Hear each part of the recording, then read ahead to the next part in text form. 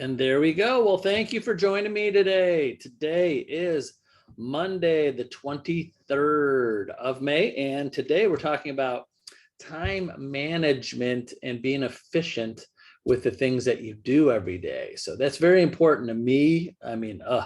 Time management and being OCD about my schedule is something I love to do and organize. But within real estate, when you're newer and you don't have many things going on, or you're just not at that level where you want to be, where you're reacting to things all day long. So it's kind of like extremes when you're trying to get there and do things to get busy.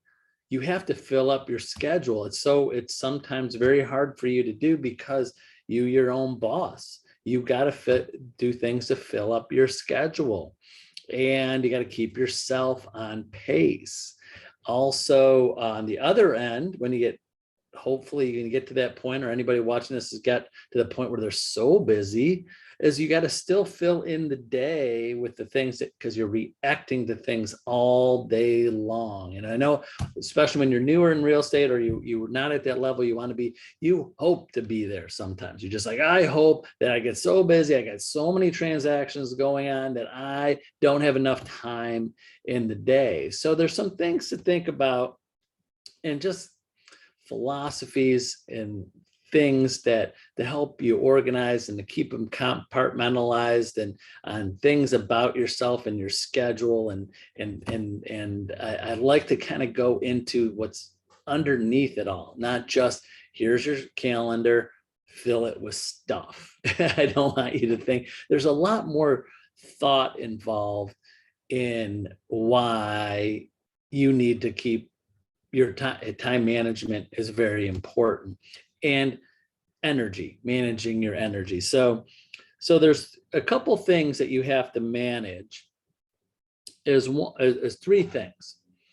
And I just was kind of touching base on that right there, was that you're managing yourself, you're managing your time, and managing your energy. So managing yourself, of being, you are the manager, you're the boss, you're the guy or gal in charge of you. The other part of you, that person is supposed to be the employee, the salesperson, the gopher, the everything, from start to finish. You have all these different hats you're going to wear as being your own business. So you got to think, what are you going, you have to manage yourself. And sometimes you say and act and think things to yourself that you can't say or do to other employees, right? And in a good and bad way. In a good way, sometimes you treat yourself too light. You're not on top of yourself enough. You're not keeping your schedule. You're not filling your schedule with things. You're not giving yourself tasks. You're not making yourself accountable. So it could be easy on yourself or too hard on yourself sometimes. I think most of us are like too easy on ourselves if you're not at that level you want to be. Also managing your time, of course, and we're going to go into this in more in detail: managing yourself, managing your time, managing your energy. And we're going to go into a couple more details of that, but these are the three main topics. And then your energy. Oh man, I just know, but in real estate and life, your energy is affected, by many different outside forces and outside things. So you got to make sure that you are managing your energy too. So those things. So I'm going to dive deep into those three sections. So managing yourself is you have to know your strengths about yourself and what you're going to do and don't want to do, what you're best at, what you're not so good at. And if you know that, that's great. But sometimes it takes some skill and some time and some self-awareness to watch where your really good strengths are. And some of those things are asking the people around you when you're in sales. Always ask. And what's great about the Century 21 Home Star agents, we have a great survey at the end that we send email all your clients automatically if you give them their name and email. And a lot of those surveys come back, but I push to all of our agents, the surveys that we send out are for your benefit, not us. We don't, it's for you and you alone. These don't get posted anywhere. These don't, doesn't follow you around. But as a broker, sometimes if I see something come back that's consistently negative on an agent, I'll reach out, and hopefully none of you have gotten that kind of call from me because you haven't gotten some bad reviews over and over and over. But I really push agents to get those filled out from their clients, because usually sometimes it's those in between people that don't fill them out. If they had a really great experience, they'll fill them out. And if they had a really bad experience, it's the people in between. What you mean by the people in between, then you did a good job, but not great. Where are you lacking? So the survey has specific questions, but you could use those too, and see where your strengths are. Because I know over 30 years of being in real estate and dealing with people, I know where I think I'm better at than I'm not as good at. Like an example, one of the things that I have to remind myself almost daily is that I think I'm good at explaining how to do things sometimes, but sometimes after a day of explaining how to do the same thing to the same different people, sometimes I kind of get lazy and skip to the whys. Do you understand that? The whys, like agents say, what do I fill out this form, that form? What do I explain here, there? And I'm just telling them the answers and not the whys, so they learn. Like this is why we get that filled out. This is why, this, that. So I'm just giving you one example, but it took me a while to figure out that even if people aren't asking, they want to know the whys. They want to know why, so they could figure out, it's kind of like when someone gives you a math problem and you're going to come across that math problem often. So you just give someone the answer of, they want to know how you got to that. So when they come across it again, if you follow me there. But the whole point of that is that know your strengths and ask. If you don't think you know that, start asking the people around you, your clients as you're working with them. Take personal responsibility for what you do every day. So you have to manage yourself. So take personal responsibility for what you're doing and not doing every day. That's very important, because it's just responsibility. When you're managing yourself, it's hard to do that. One thing is focus on one task at a time, because sometimes you get overwhelmed, even when your schedule is not full.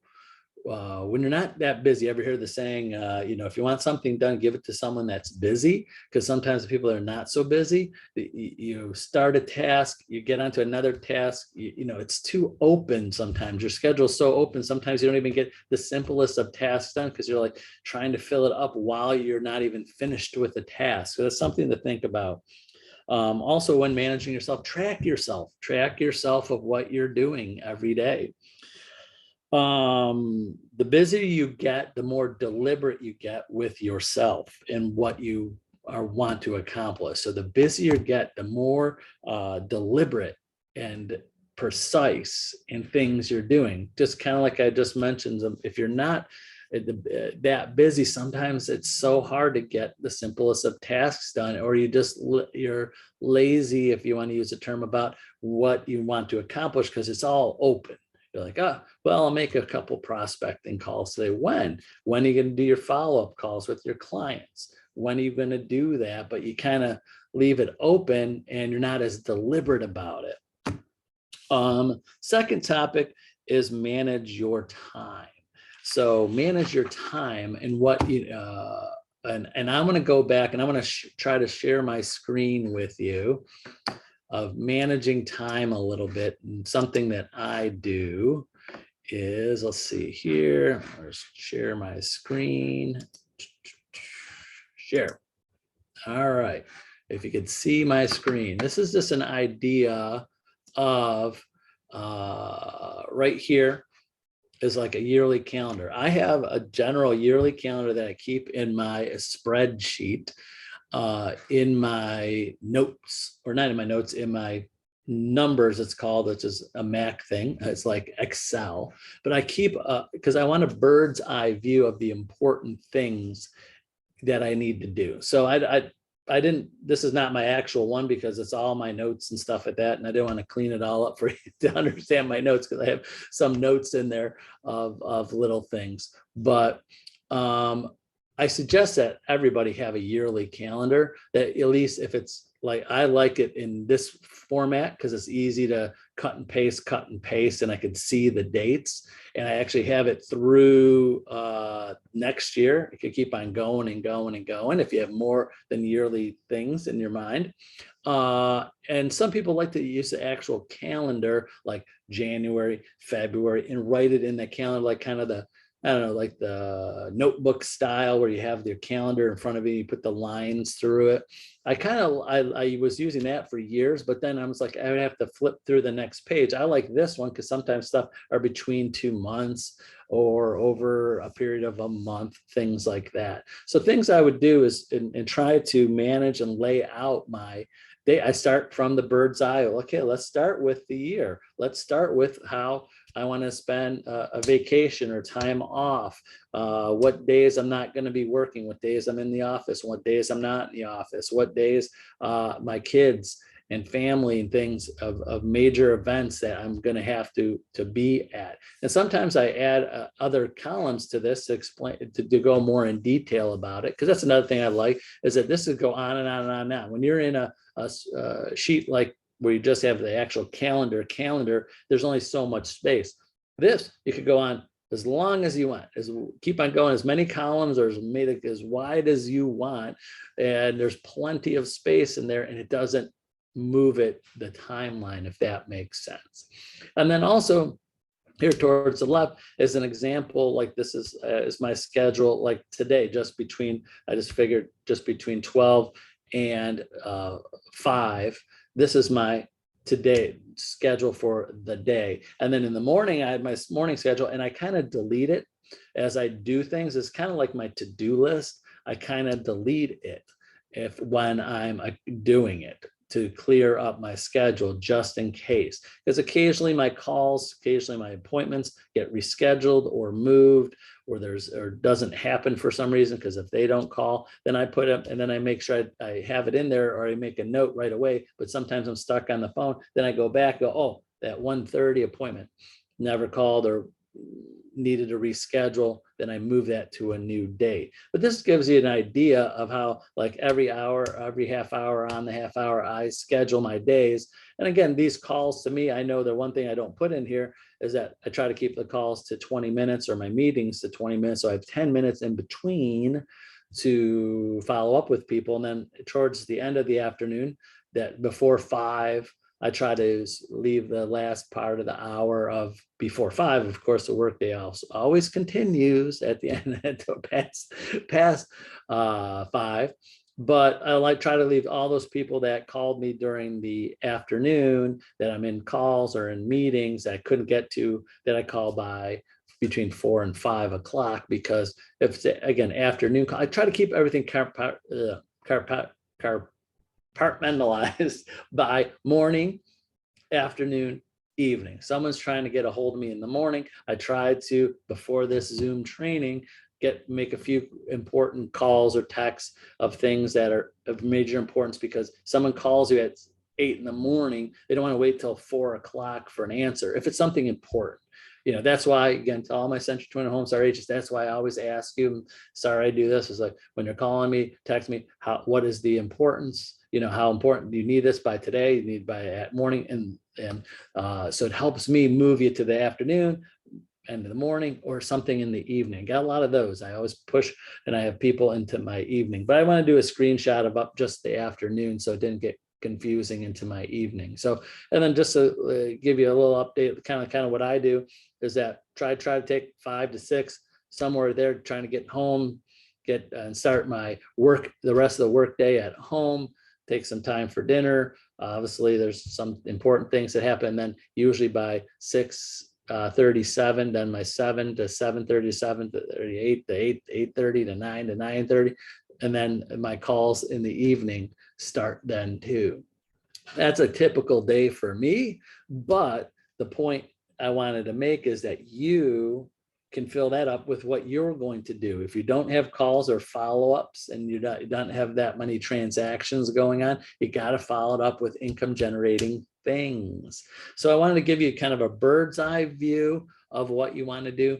Also, which is nice, is if you use the Apple or any calendar, and you're probably in your Droid too, or Android, is that you could search by it.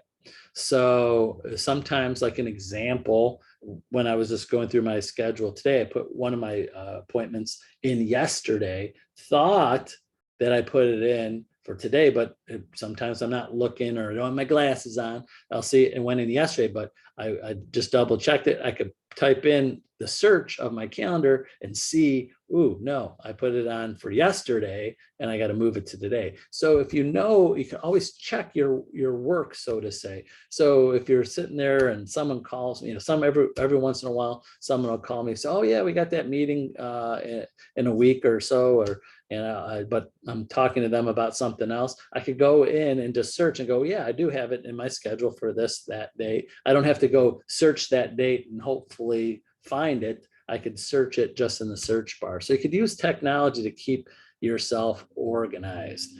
So I will stop sharing my screen there. Back to me. So, the plan of the schedule, just to wrap up, is bird's eye view, month view, daily view, and then also filling it in from backwards forwards, again, year, month, weekly, daily, with what's most important to you. When you're doing something year, I think it's usually more personal of stuff you're going to fill in, like a vacation or time off, or your kids' stuff, or they have their last day of school, first day of school, a graduation, a birthday, all of those things, that can't, no matter what's happening in the world, that those are going to happen. Business stuff, again, if there's a conference like I have in mind, like the Century 21 conventions, I put in there as far in advance as I know, that my kids' spring breaks, and when they get last day of school, and I know summer's starting. So you could have that year view and work your way back. But as a business side of things, is that when you work yourself back, then it leaves your days, your weeks, your months open to fill in with something. Hopefully, as much as you fill in your personal stuff, you're going to fill in stuff that income generating, prospecting, and things that you're going to do that all the way down to the minimal of your day, of what you're going to do every half hour. Remember, think of yourself as an employee. If you're paying for someone to show up next to you in your office, home office with you, aren't you going to have them scheduled? Because you're paying them money. You're paying them and they're sitting there. You don't want them just sit there and go, I'm not too sure what I need to do. You're going to tell them and have a to-do list from do this to this, and this to this, and this time to that time. You're going to fill it up. I hope you would, if you even thought about, you ever had an employee, if you had someone, if you worked at a job that you were a manager or oversaw anybody else, what did you do to keep them busy? If it wasn't a job where they were working a factory and just had a line of stuff and it was the company already did it for you. So think about that. So next, other than managing yourself and managing your time, is manage your energy. So some of the things I want to talk today is about managing your energy. And I won't keep you too long today, just about another 10, 15 minutes about your energy. But energy, there's kind of 5 different areas, I feel. And I've read, and gosh, I've gone over energy in so many different types of self-help, business, and motivational type podcasts and training classes. But the 4 that always come up are about your energy, about your personal energy, your business energy, your family energy, your family, your financial energy, and your spiritual energy. So those 5 energies, and there's going to be different aspects of your energy in all those 5 areas that are going to bring up your energy and negatively affect your energy, or kind of in the middle, just not affect it too much either way. So there's different things that you're going to come across your energy, because without energy or motivation or excitement or positive energy, you're not going to move forward with the time and keeping your schedule and keeping your time management. Example is if, and I know this gets me, if your personal energy level is down, it's always harder for your business energy to be there. And then if your business energy is not there, then when you do those tasks of things that are the lower ones that you don't enjoy as much, you give up on. Does that make sense? I know exactly, if you're having a horrible day and you're about to have, one of the tasks is you're going to have to start prospecting, making a few phone calls, or the things that you like the least, you're not going to do that. So your personal spiritual energy, your personal energy, spiritual energy, your family energy, your business, your finance can affect it all. And of course, it would be great if everything was on a high level, but it's not always there. It's not always there for everybody. It'd be great if everybody's high level there, everybody be happy and bouncing off the walls and getting everything accomplished and being as successful as they want to be. But some things to think about, things that hurt your energy. Things that hurt your energy are these: fear, worry, indecision, drama, conflict, poor physical condition, and lack of direction. So those are notes that I wrote down, and those are things that you got to be aware of. Obviously, if you're fearful of yourself, of things around you, fearful of the future, fearful of your decision making, if you're fearful of anything in your life, is going to negatively affect your energy. Of course, we're always going to be fearful of things.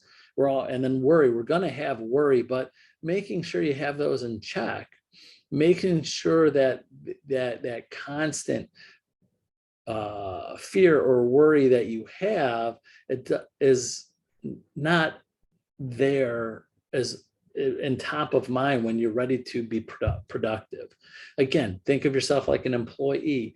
I know, as being having my company for over 25, almost 25 years now, and having dozens and dozens and dozens of different employees and people working for me, that I was responsible for what they did on a day-to-day basis. I know that I could tell from getting to know a lot of these people over the years. It's always the people that have the things that are not going well in their personal lives affects their business, and affects their energy and what they're producing while they're working. So you got to think of yourself like that too.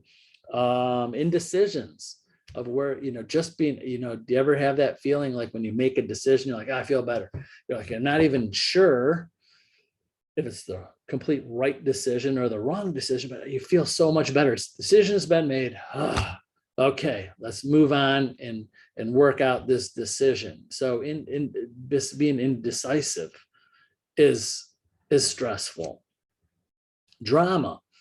So drama, the great news, I'll just tell you about this, is that the great news about real estate today, and some people don't agree with me as much, is that the great thing about real estate today, as being an agent in real estate, is that you get to work wherever you want to work and with whoever you want to work with. So it's such a great thing. And I tell this to agents almost daily, especially newer agents. Like and the point I'm getting at is like I'll say the quick story. I remember the first day in real estate, 22 years old in real estate, going to my office. I remember I went to my first real estate office And I met the manager, and just quick hire. You're there, you're going to join us. Okay, come back Monday and we'll go over your process. Monday morning, I go in to this office, which had over 100 and something agents that were technically based out of that office, and two huge room of cubicles. This is in 1992, way back when dinosaurs roamed the planet. So, and before cell phones in everybody's hand, definitely no one had one in their hand. Maybe a few people might had something in their car, but you couldn't, you didn't have voicemail or couldn't do anything with it. So basically you worked in the office. So this is where the drama comes in. The day I walk in, and actually I think I remember it started on a Tuesday because a Tuesday meeting was going to be that morning. So I got there Tuesday morning because I was wondering why there was about 50 or 60 agents in there at the same time. So walk into the office, and there's two women screaming at another woman that was working there as an employee, and found out while listening to them screaming, and hearing people talk, was the ad secretary, that they had to place the Sunday ads for open houses and whose ads got where, or who's got more prominent. And these two women were screaming at this ad secretary because they just got into the office Tuesday.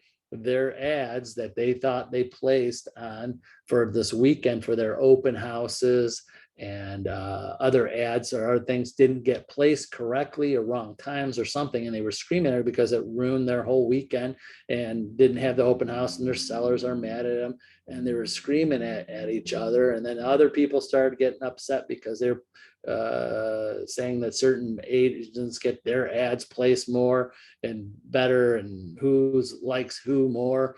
But my first 22 years old experience walking to an office was people yelling at each other and arguing, favoritism and this and that. I'm like, wow, what am I getting into? And everybody has to go back to their own cubicles and be nice to each other after all of that. And I was like, wow, this is my first real job in corporate America, and this is what I get into. So the point to that story is drama.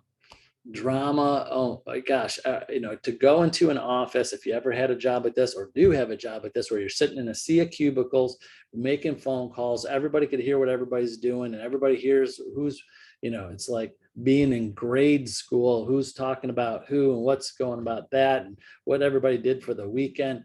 I knew right away at 22 years old, I do not want to be one of these. I'm like, these office people where you go in and start talking and chit-chatting with other people. I think a lot of the agents when I first started thought that I was very rude, or because I didn't get to know them as much as I should have. Because when I came in, I was working. I don't want to find out about your kids and what you did over the weekend. I'm here to work and get business and make some money and find some buyers and sellers. I'm not here to spend half the day finding out about everybody else in the office. So if you get where I'm going with this, but the point is that the great thing about today is there's very little drama that you or agents have to deal with within the office drama, because you're not working with a company that you're every day. Have you ever had that? Do you have people that work in office environment where they go, oh God, this is just, I hate the environment and the drama and where you work? Great news is that is you wherever you are. You're at home. How's the drama at home? You get to control your drama more today than ever before in real estate. So the drama I'm talking about is just personal drama usually, or just drama if you do talk to a lot of your colleagues. So here at Central 21 Home Star, I always tell our agents that I want, the drama or the good drama, your relationship is with our office, and you're with all of our support staff, myself and Brooke and Debbie and Brenda and Julia and Carly, not with the other agents, unless you feel comfortable, you want to talk to them. I have many agents that are friends. They team up together on things and have transactions, and they talk all the time, but it's not required to do that. So I like that. That's why I've created it that way. I want direct relationships and good drama that comes from the office staff and management to the agent. So the point I'm making is that's a good thing today. You don't have to deal with it. So you get to keep focused a little bit more. But think about the personal drama that's in your life. Is it bringing your energy level down? Personal conflicts, physical condition, lack of direction. I just know when I'm not feeling well, I'm sick, my production level, my energy level is down. What I want to accomplish is down. So having a high, good physical energy as much as you possibly can. Hopefully everybody feels like I really want to make sure I'm physically have high energy as much as you possibly can. I know things in life alter that, illnesses, things that you can't control, but try to do your best with that. Now, and then last, I'll say lack of direction. So I know in real estate, a lot of agents get when they get into real estate, high energy, they're excited, passed my test, took me this many months to do it. I spent this much money to get my license. Now, high energy, I'm like, ready, and we're gonna go. And then sometimes that energy level goes down because of lack of direction of what they want to do every day, or lack of how fast they think the transactions and the buyers and sellers are coming in. So that affects energy. It goes down for agents. Everybody's a little bit different. Sometimes they stay in that high energy because things are popping for them, and sometimes they come down fast. So you got to, and a lot of that is lack of direction of what you want to accomplish. So energy givers we'll talk about.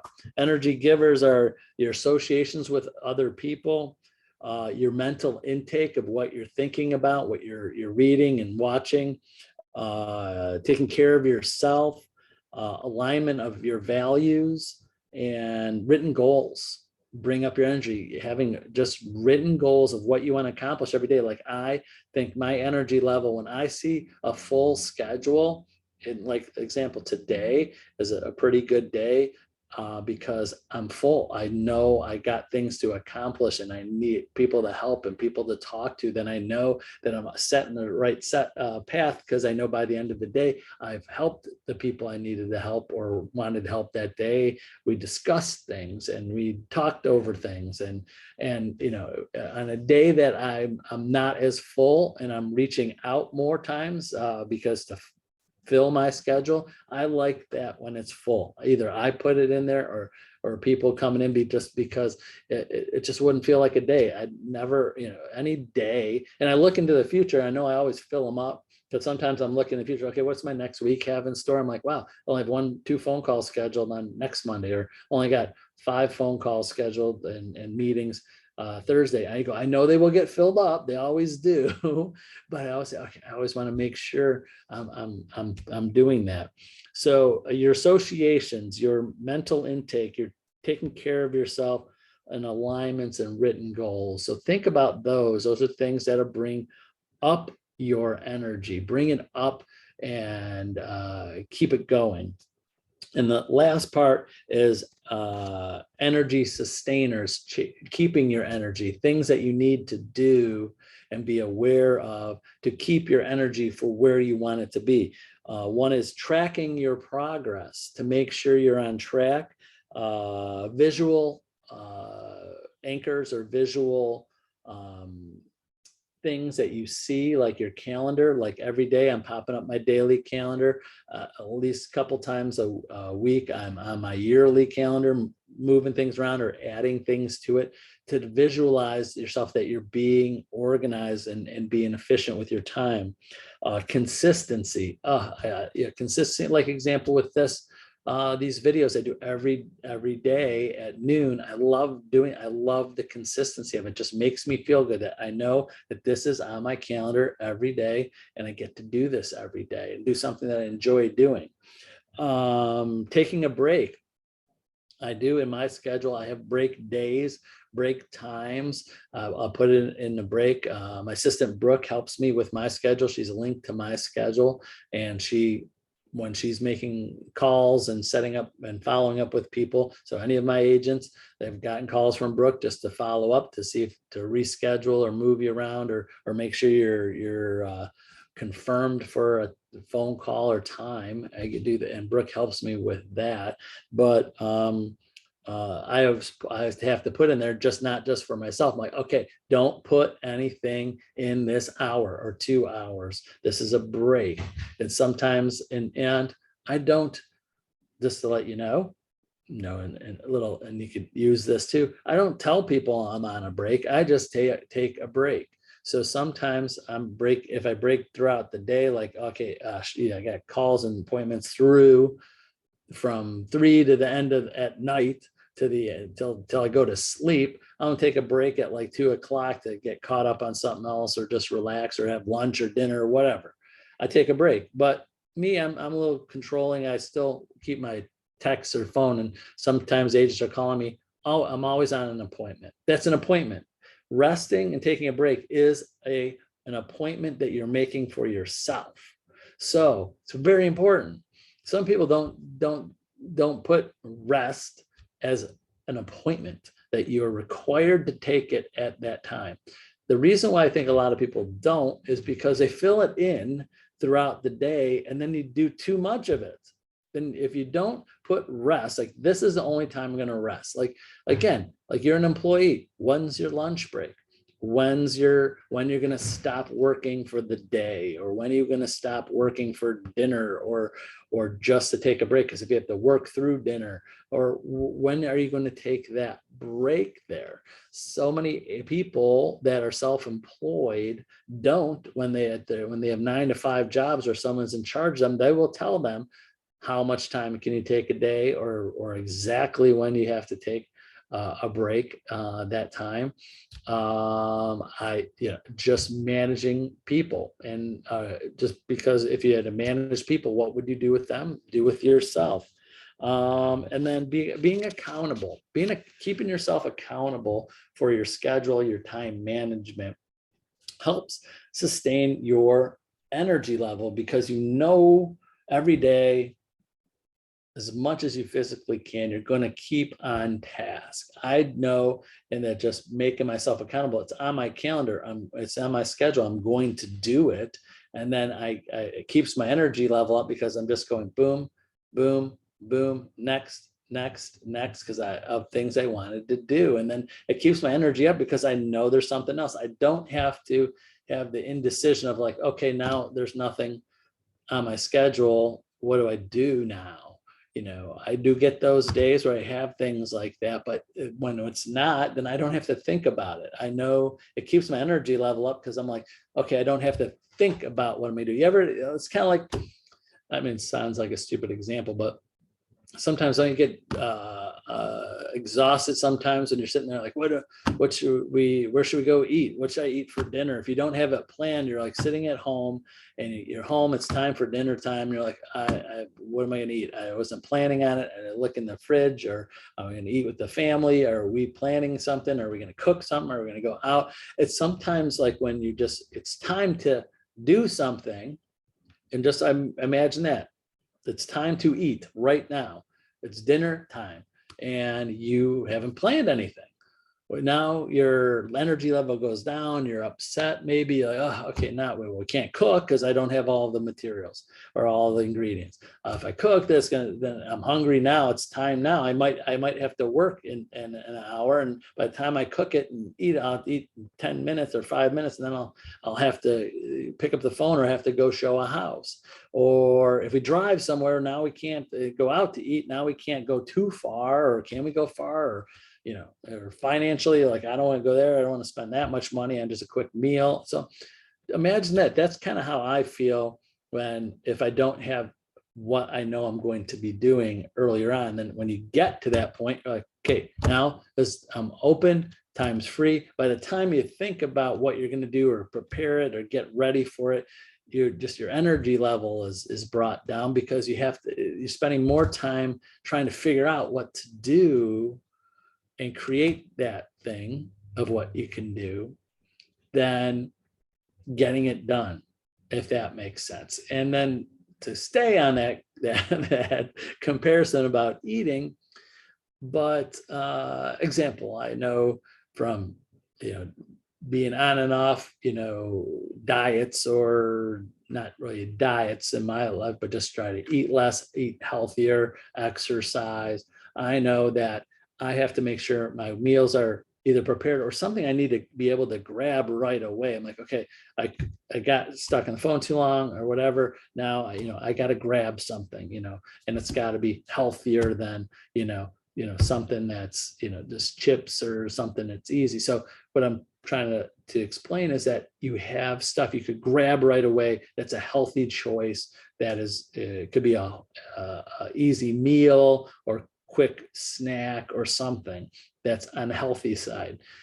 Similar with a business, which I do, I always have things that I could grab and do. If someone today calls me or texts me and says, I'm sorry, I have to reschedule my appointment, I always have things that I could grab right away. Okay, I got to work on this. I got to get back to this person. That's something that's not 100% needed that minute, but now I always got something to grab. Being a broker and owner, there's always something to grab, and it's like having a full kitchen of any type of food that you want.